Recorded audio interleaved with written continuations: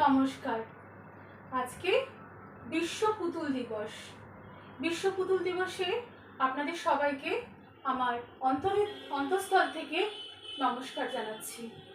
পুতুল পুতুল নাচের ইতিকথা এবং পুতুলের মাধ্যমে কিন্তু আমাদের বিভিন্ন জায়গাতে সামাজিক ধর্মীয় বিষয়বস্তুগুলোকে এবং বিভিন্ন অন্ধকারাচ্ছন্ন কুসংস্কার দিকগুলোকে যেগুলো কাটিয়ে আমরা আলোকে আলোকিত হতে পারি, সে সমস্ত পুতুল নাচের মাধ্যমে কিন্তু প্রাচীনকাল থেকেই বিভিন্ন জায়গায় বিভিন্ন দেশেতে কিন্তু অনুষ্ঠিত হতে থাকে।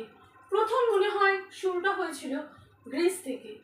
মিশরীয়রাও কাঠের বিভিন্ন রকম পুতুল দিয়ে কাঠের পুতুলকে বিভিন্ন রকমভাবে নাচা করাতো এবং তারা বিভিন্ন রকম সামাজিক বার্তা দিতেন এবং জল পুতুল, ছায়া পুতুল, বিভিন্ন ধরনের পুতুলকে কিন্তু তারা ব্যবহার করতেন বিভিন্ন সামাজিক কাজেতে। বহু দেশের বহু পুতুল দেখা যায়, যেমন জাপানের পুতুল ভীষণ বিখ্যাত, চাইনিজ ডল সেও খুব সুন্দর, আমাদের কৃষ্ণনগরের পুতুল, আবার ব্রাহ্মণবেড়িয়ার পুতুল, সমস্ত জায়গাকার পুতুল কিন্তু ভীষণভাবে পরিচিত। আর বারবি ডল তো আছেই আমাদের সবার প্রিয়। পুতুল খেলা কিন্তু আমরা সবাই কম বেশি ছোটবেলাতে সবাই ভালোবাসি এবং বড় হওয়ার পরেও পুতুলকে কিন্তু আমরা সবাই একটা ভীষণ গুরুত্ব দিই। তাই পুতুল দিবসেতে সকল পুতুলদেরকে আমার তরফ থেকে আবার একবার ভালোবাসা, শ্রদ্ধা সবকিছু জানাচ্ছি।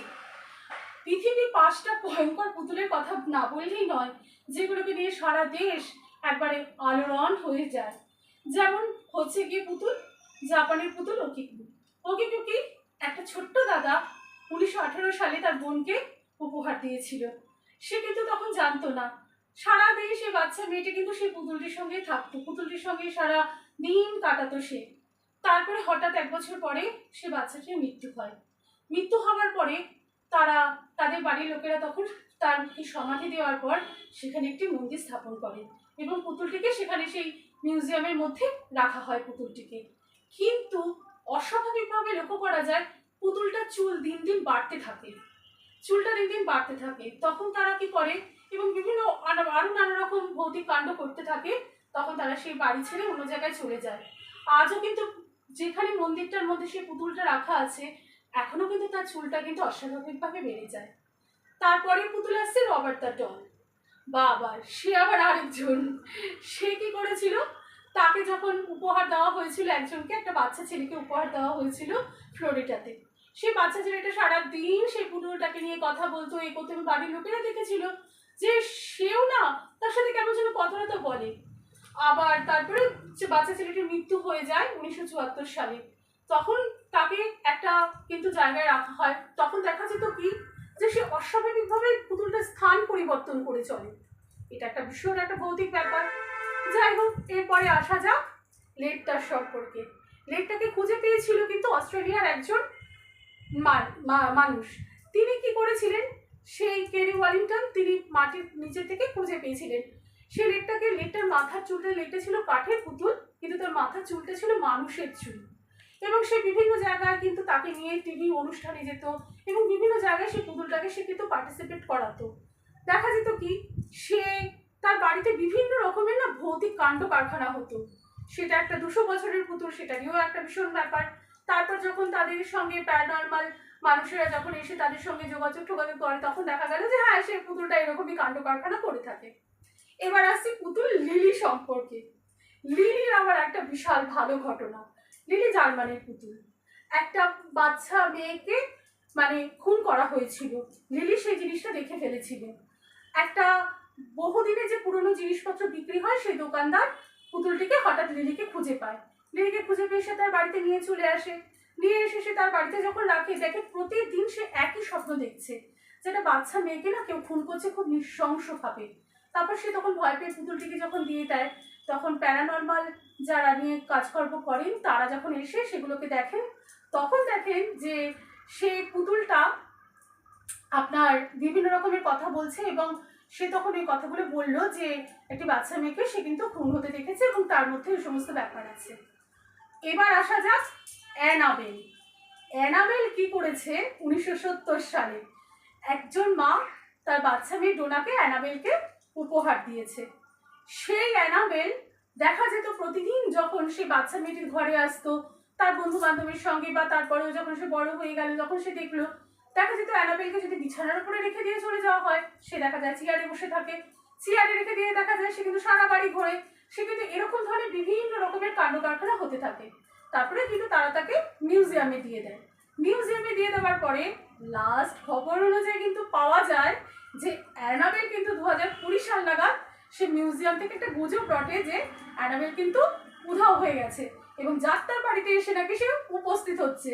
তাহলে এবার বুঝে দেখুন কোন দিন হয়তো দেখা যাবে অ্যানাবেল এসে আমাদেরই ডোরবেল বাজালো, অ্যানাবেল এসে গেছে, দরজা খুলেই দেখলাম অ্যানাবেল।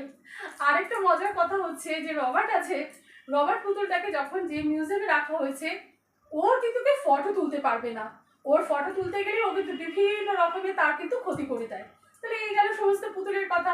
এবার দেখুন আপনাদের বাড়ির পুতুলের কিরকম আছে। আমার তো পুতুল সবার নাম আছে বিভিন্ন রকম, আমি পুতুল ভালোবাসি এবং আমার প্রত্যেকটি পুতুলের একটা একটা করে নাম আছে।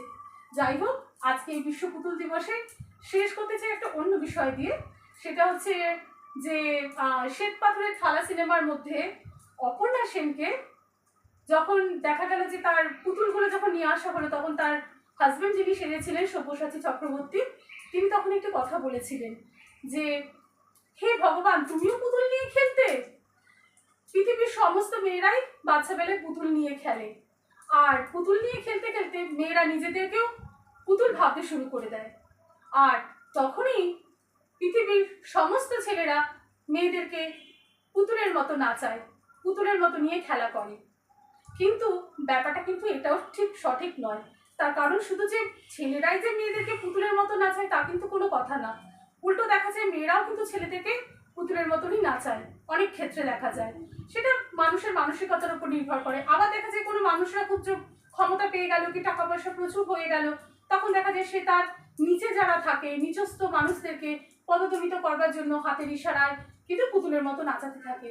তাই আমার মনে হয় এই হাতের এই যে ডোরটা আছে না, সেটা শুধু একমাত্র ভগবানের হাতে দিয়ে দেওয়াটাই উচিত। কারণ আমরা কিন্তু কেউই প্রভু নই, সবাই কিন্তু আমরা ওই ভগবানের অদৃশ্য একটা ডোরের কাছে কিন্তু আমরা নিচে চলেছি। তাই কোনোদিনও কোনো আপনার অধীনস্থ কেউ হোক বা কমজোর কোনো ব্যক্তি হোক আপনার থেকে, যারা তাদেরকে কোনোদিন বা পশু পাখি যাই হোক নিজের ক্ষমতার বলে বলিয়ান হয়ে বা টাকার পয়সার জোরেতে কোনোদিনও কারোর ক্ষতি করবার চেষ্টা করবেন না, তাকে হাতে ধরে পুতুলের মতো নাচাবার চেষ্টা করবেন না, সেটা কিন্তু সত্যিই খুব অন্যায়। তাই কিশোর কুমারের একটি গান ধার করে লাস্ট শেষ করছি, সেটা হচ্ছে পুতুল নাচে পুতুল হয়ে নেচেই শুধু গেলি, মনকে সুধা নাচার ফলে জীবনে কি পেলি, যখন ছিঁড়বে সুতো বুঝবে যে তুই আগুন নেবা ছাই, নাই নাই এ আধার থেকে ফেরার পথ নাই।